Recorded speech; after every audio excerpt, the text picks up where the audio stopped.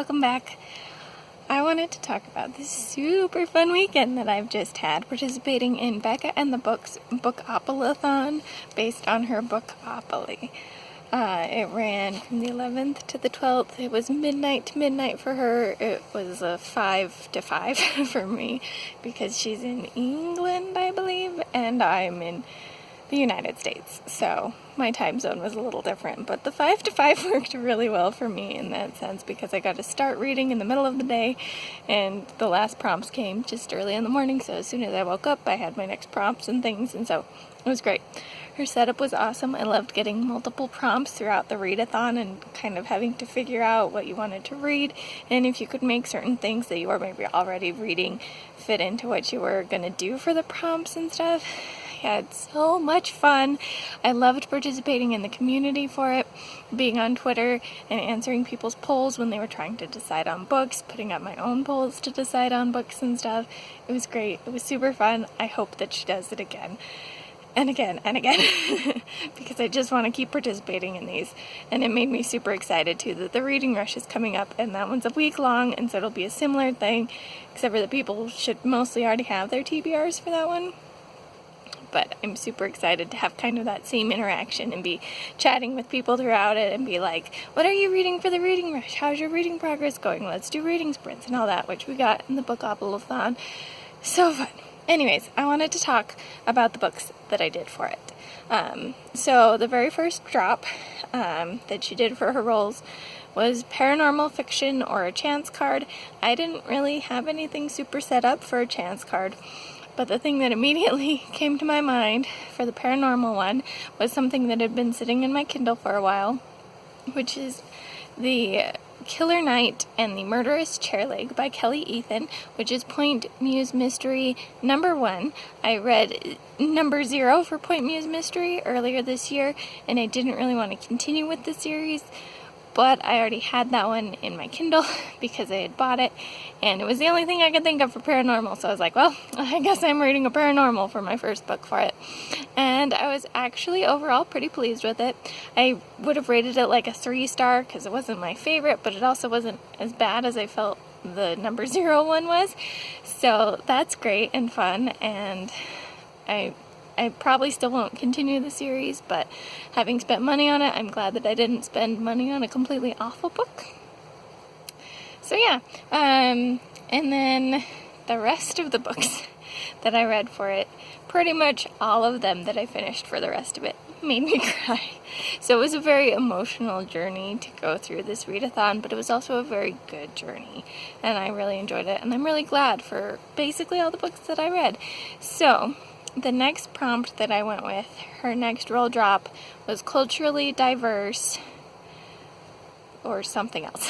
I don't even remember, because when the culturally diverse one came up, I immediately had in mind what I wanted.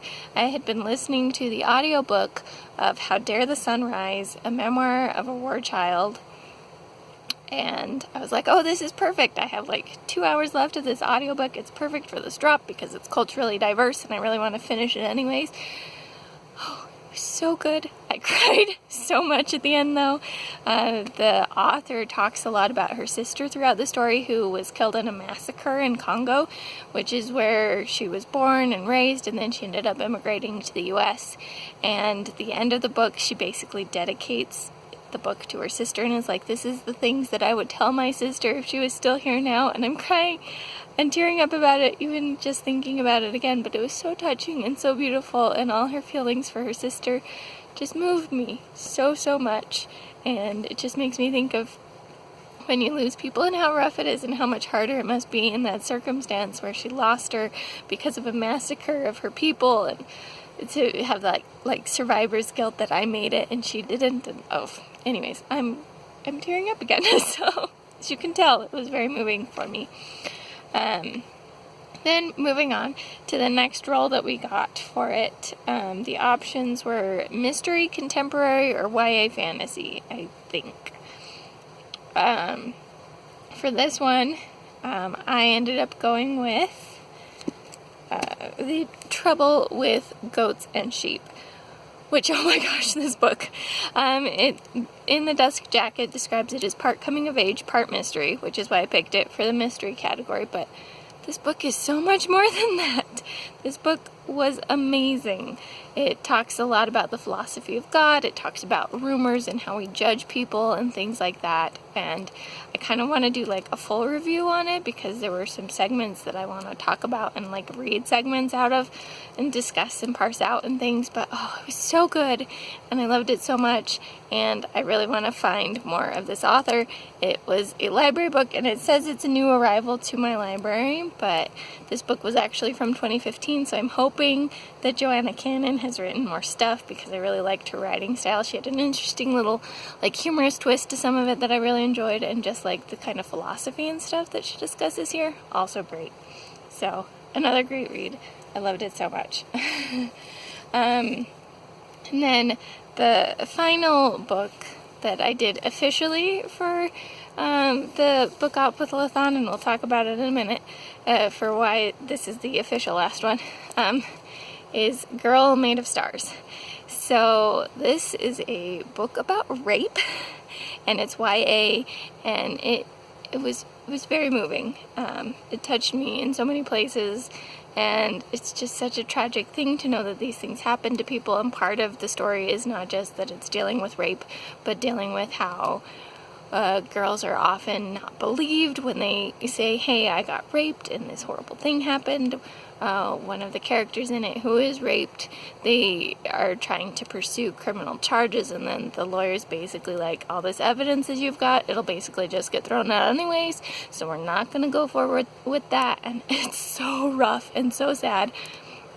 But seeing the girls in the story be able to overcome these traumas and stuff was also really beautiful. So that's part of why I cried through this one too. And I might do a full review of this one as well, if I can stomach it, because again, it did make me cry. And it's kind of a heavier topic. And then the last book that I wanted to talk about for this, on the first day, I think it was the second set of rolls,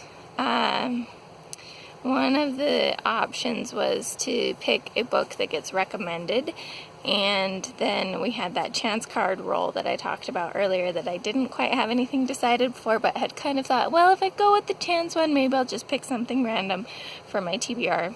So since I'd only had 2 hours left of How Dare the Sunrise on the audiobook, I had a lot of time between rolls on the first day before the next roll came out. So I went to Twitter and I asked, hey, I just finished my second book. Should I wait for more rolls, or should I, keep reading and try to match up another prompt? And so I took that kind of as the recommendation prompt and then kind of as my chance prompt, and picked from Rufio to Zuko from my TBR. And I had already started this. I only had maybe like 20 pages left of it, but I bawled my eyes out a little bit at this one too. I kind of, again, want to do like a full review of this book because it was so good and so lovely, but Dante Basco talks about a lot of the people who were super influential to him, especially towards the end, and his motivations for people to follow your dreams and stuff, also very beautiful. And so I cried at the end of this one too. I cried throughout, but specifically during the read-a-thon I cried. He talks about his time working with Robin Williams because of the Rufio and being on Hook and stuff, and that I had read before the read-a-thon, but I cried during that too. So again, I might do like a full review of this one too, but that's why that one only kind of counts, because I don't know if it really counts as a recommendation, if I was just like, should I follow more prompts or not, when I went to Twitter instead of like a list of books. And since my chance card was like, I'll just pick a random book from my TBR, again, I don't know how much it counts for the whole thing. But I did read it and finish it, and it was so good. And I'm super happy that I participated in this read-a-thon, and I want to do more. And I hope, again, that we do get more Bookopoly, Bookopla'thon read-a-thons, and all of that too. So let me know if you happen to participate in this read-a-thon, if you'd be interested in participating in this read-a-thon if it comes around again.